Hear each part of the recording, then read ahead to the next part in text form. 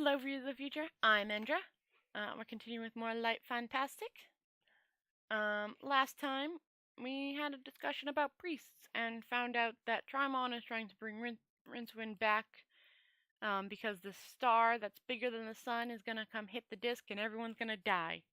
And everything is terrible. And Rincewind and Two Flower planning to head back to Ankh-Morpork. Alright, let's start. But priests are good, kind men, said Two Flower. At home they go around with begging bowls. It's their only possession, he added. Ah, said Rincewind, not certain he understood. That would be for putting the blood in, right? Blood? Yes, for sacrifice. Rincewind thought about the priests he had known at home. He was, of course, anxious not to make an enemy of any god, and he had attended any number of temple functions, and, on the whole, he thought that the most accurate definition of any priest in the Circle C religions was someone who spent quite a lot of time The most accurate definition of any priest in the Circle C religions was someone who spent quite a lot of time gory to the armpits. Two Flower looked horrified. "Oh, no," he said. "Where I come from, priests are holy men who have dedicated themselves to lives of poverty, good works, and the study of nature of God." Rincewind considered this novel preposition. "No sacrifice?" he said. "Absolutely not." Rincewind gave up. "Well," he said, "they don't sound very holy to me." There was a loud blarting noise from a band of bronze trumpets. Rincewind looked around. A line of druids marched slowly past, their long sickles hung with sprays of mistletoe. Various junior druids and apprentices followed them, playing a variety of percussion instruments that were traditionally supposed to drive away evil spirits, and quite probably succeeded. Torchlight made excitingly dramatic patterns on the stones, which stood ominous against the green-lit sky. Hubward, the shining curtain of the Coriolis began to wink and glitter among the stars as a million icy crystals danced in the disk's magical field. "Bellon explained it all to me," whispered Two Flower. "We're going to see a time-honored ceremony that celebrates the oneness of man with the universe. That's what he said." Rincewind looked sourly at the procession. As the druids spread out around a giant flat stone that dominated the center of the circle, he couldn't help noticing the attractive, if rather pale, young lady in their midst. She wore a long white robe, a gold tore around her neck, and an expression of vague apprehension. "Is she a druidess?" said Two Flower. "I don't think so," said Rincewind slowly. The druids began to chant. It was, Rincewind felt, a particularly nasty and rather dull chant, which sounded very much as if it was going to build up to an abrupt crescendo. The sight of the young woman lying down on the big stone didn't do anything to derail his train of thought. "I want to stay," said Two Flower. "I think ceremonies like this hark back to a primitive simplicity which—" "Yes, yes," said Rincewind, "but they're going to sacrifice her, if you must know." Two Flower looked at him in astonishment. "What? Kill her?" "Yes." "Why?" "Don't ask me. To make the crops grow, or the moon rise, or something. Or maybe they're just keen on killing people. That's religion for you." He began aware of a low humming sound, not so much heard as felt. It seemed to be coming from the stone next to him. Little points of light flickered across under its surface, like mica specks. Two Flower was opening and shutting his mouth. "Can't they just use flowers and berries and things?" he said. "Sort of symbolic?" "Nope. Has anyone ever tried?" Rincewind sighed. "Look," he said. "No self-respecting high priest is going to go through all the business with the trumpets and the procession and the banners and everything, and then shove his knife into a daffodil and a couple of plums. You've got to face it. All this stuff about golden bots and the cycle of nature and stuff just boils down to sex and violence, usually at the same time." To his amazement, Two Flower's lips were trembling. Two Flower didn't just look at the world through rose-tinted speckles, Rincewind knew. He looked at it through a rose-tinted brain, too, and heard it through rose-tinted ears. The chant was rising inexuberantly to a crescendo. The head druid was testing the edge of his sickle, and all eyes were turned to the and all eyes were turned to the finger of stones on the snowy hill beyond the circle where the moon was due to make a guest appearance. It's no use, but Rincewind was talking to himself. However, the chilly landscape outside the circle was not entirely devoid of life. For one thing, a party of wizards was ever now drawing nearer, alert by Tremont. But a small and solitary figure was also watching from the cover of a handy fallen stone. One of the Disc's greatest legends watched the events in the stone circle with considerable interest. He saw the druid circle and chant, saw the chief druid rise his sickle, heard the voice, "I say! Excuse me, can I have a word?" Yeah, no, yeah. When Rincewind looked around desperately for a way to escape, there wasn't one. Twoflower was standing by the altar stone, with one finger in the air and an attitude of polite determinedness. Rincewind remembered one day when Twoflower had thought a passing dover was beating his cattle too hard, and the case he had made for decency towards animals had left Rincewind severely trampled and lightly gourded. The druids were looking at Twoflower with the kind of expression normally reserved for a mad sheep, or the sudden apparition of a rain of frogs. Rincewind couldn't quite hear what Twoflower was saying, but a few phrases like "ethnic folkways" and "nuts and flowers" floated across the hushed circle. Then fingers like a bunch of cheese straws clamped over the wizard's mouth, and an extremely sharp cutting edge pinked his Adam's apple, and a damp voice right by his ear said, "Not a sound, not a sound, or you is a dead man." Rincewind's eyes swerved in their sockets as if trying to find a way out. If you don't want me to say anything, how will you know I understand what you just said?" he hissed. "Shut up, and tell me what the other idiot is doing." "No, but look, if I've got to shut up, how can I—" The knife at his throat became a hot streak of pain, and Rincewind decided to give logic a miss. "His name's Twoflower. He isn't from these parts." "Doesn't look like it. Friend of yours?" "We've got this sort of hate-hate relationship, yes." Rincewind couldn't see his captor, but by the feel of it, he had a body made of coat hangers. He also smelt strongly of peppermints. "He has got guts, I'll give him that. Do exactly as I say, do exactly what I say, and it is just possible he won't end up with them wrapped around a stone. They're not very anemic around here, you see." It was at that moment that the moon, in due obedience to the law of persuasion, rose, although in defiance of the laws of computing, it wasn't anywhere near where the stone said it should be. But what was there, peeking through ragged clouds, was a glaring red star. It hung exactly over the circle's hostel stones, glittering away like the speckle in the eye socket of death. It was sudden and awful, and Rincewind couldn't help noticing, just a little bit bigger than it was last night. A cry of horror went up from the assembled priests. The crowd on the surrounding banks pressed forward, looking quite promising. This looked quite promising. Rincewind felt a knife handle slip into his hand, and then the squeaky voice behind him said, "You ever done this sort of thing before?"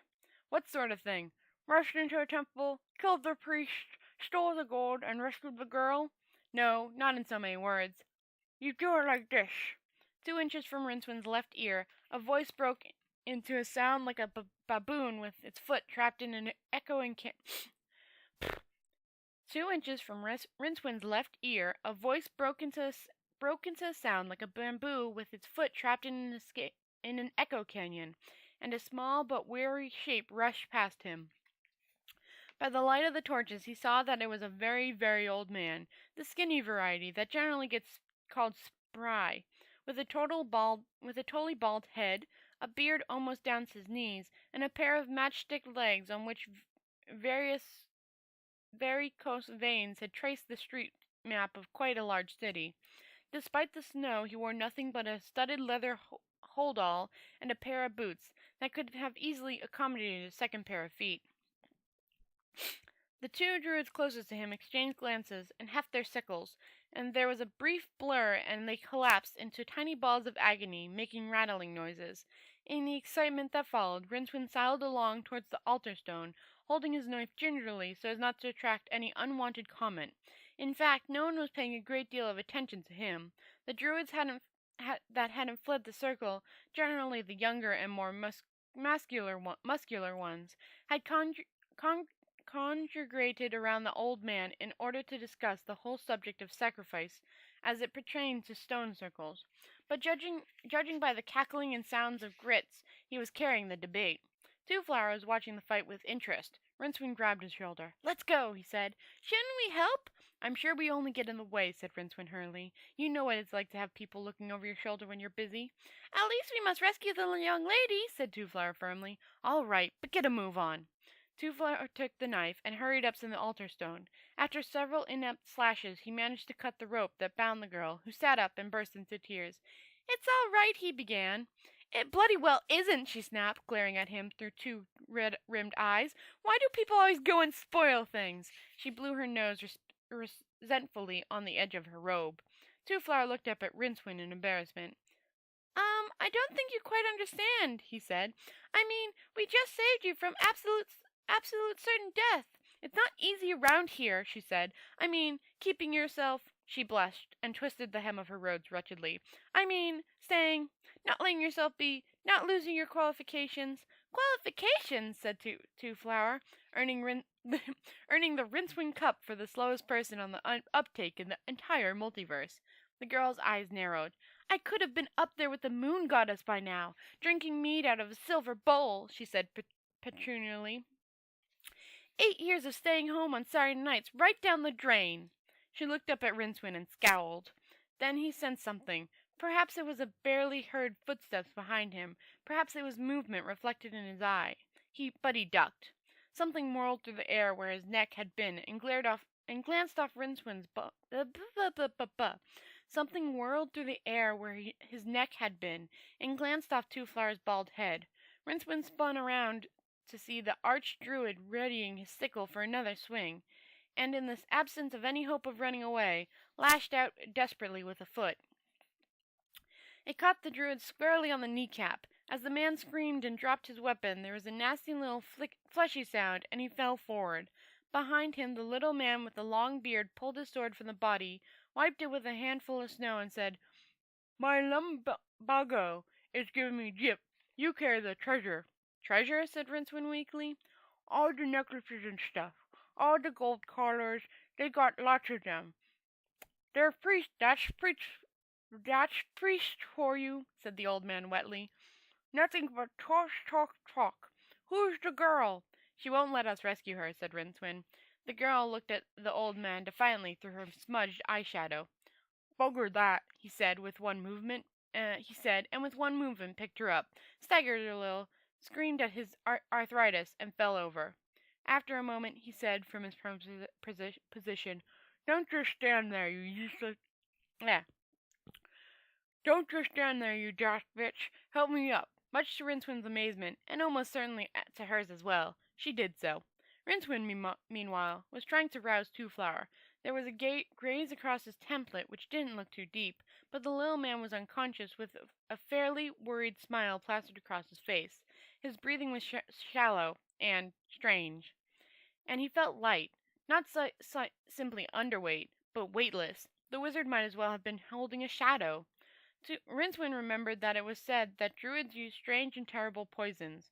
Of course it was often said, usually by the same people, that crooks always had close-set eyes, lightning never struck twice in the same place, and if the gods had wanted a man to fly, they'd have given them an airline ticket.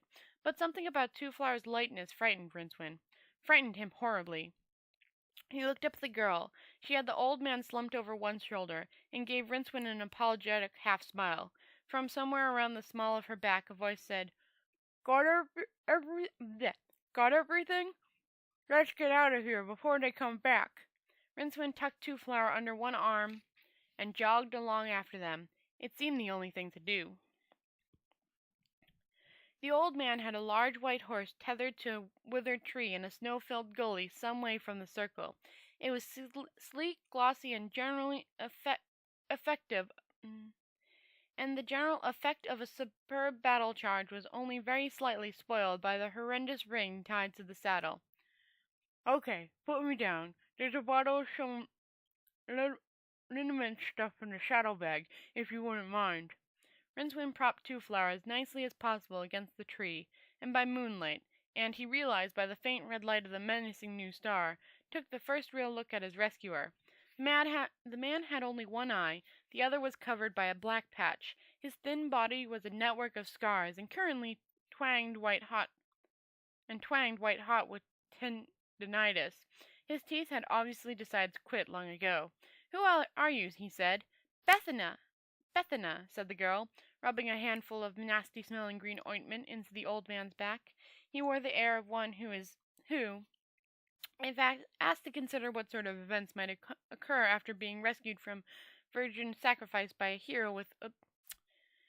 She wore the air of one who, if asked to consider what sort of events might occur after being rescued from virgin sacrifice by a hero with a white charge, would probably not have mentioned liniment, but who, now that liniment was apparently what did happen to you after all, was determined to be good at it. I meant him, said Rincewind. One star-bright eye looked up at him. Cohen is my name, boy. Bethana's hand stopped moving. Cohen, she said. Cohen the barbarian? The very same. Hold on, said Rincewind. Cohen's a great big chap, neck like a bull, got chest muscles like a sack of footballs. I mean, he's the Disc's greatest warrior, a legend in his own lifetime. I remember my granddad telling me he saw him. My granddad telling me my granddad.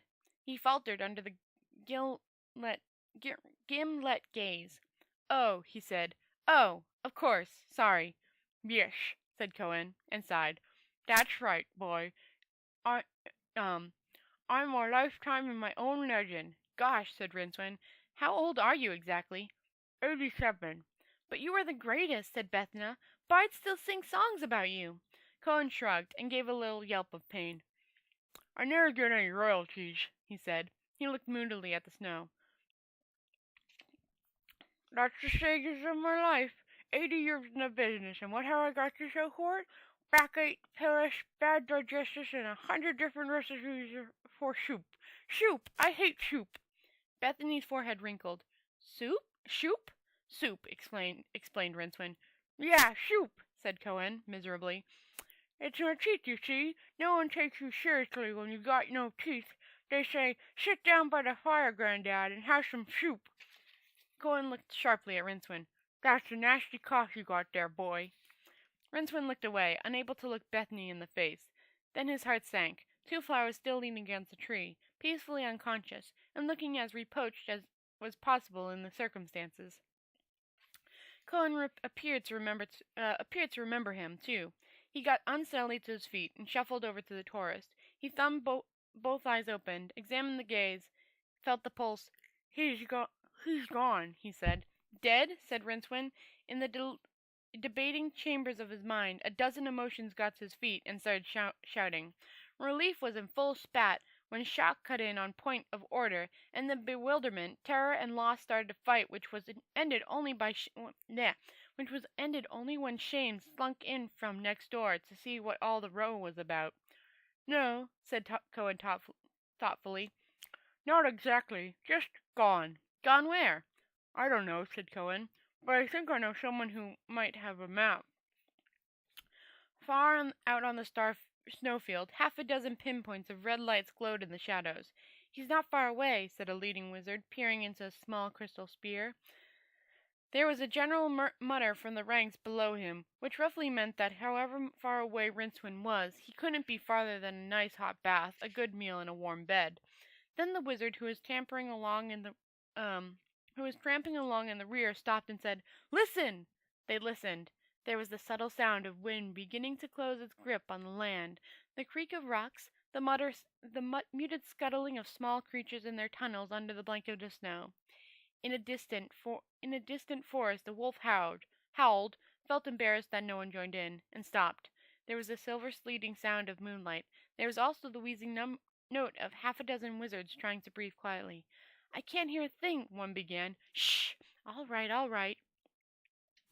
Then they all heard it, a tiny distant crunching, like something moving very quickly over the snow crust. Wolves? Said a wizard. They all thought about hundreds of lean, hungry bodies leaping through the night. No, no, said the leader. It's too regular. Perhaps a messenger? It was louder now, a crisp rhythm like someone eating celery very fast. I'll send up a flare, said the leader. He picked up a handful of snow, rolled it into a ball, threw it up into the air, and ignited it with a stream of octarine fire from his fingertips. There was a brief, fierce blue glow. There was silence. Then another wizard said, You daft bugger, I can't see a thing now. That was the last thing they heard before something fast, hard, and noisy cannoned into them out of the darkness and vanished into night.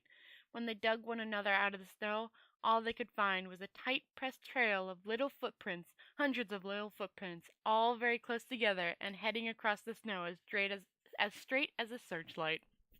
Yep, the luggage is still traveling. Good Lord, does that luggage travel far? I love the luggage, by the way. It's the greatest character that doesn't speak in the Discworld series. Like everyone else, it's not better than some of the speaking characters, but it is pretty much the best inanimate object of this series. But yeah, so that was Light Fantastic. I have been Endragh. I hope I brought a smile to your face. Gonna be more tomorrow night.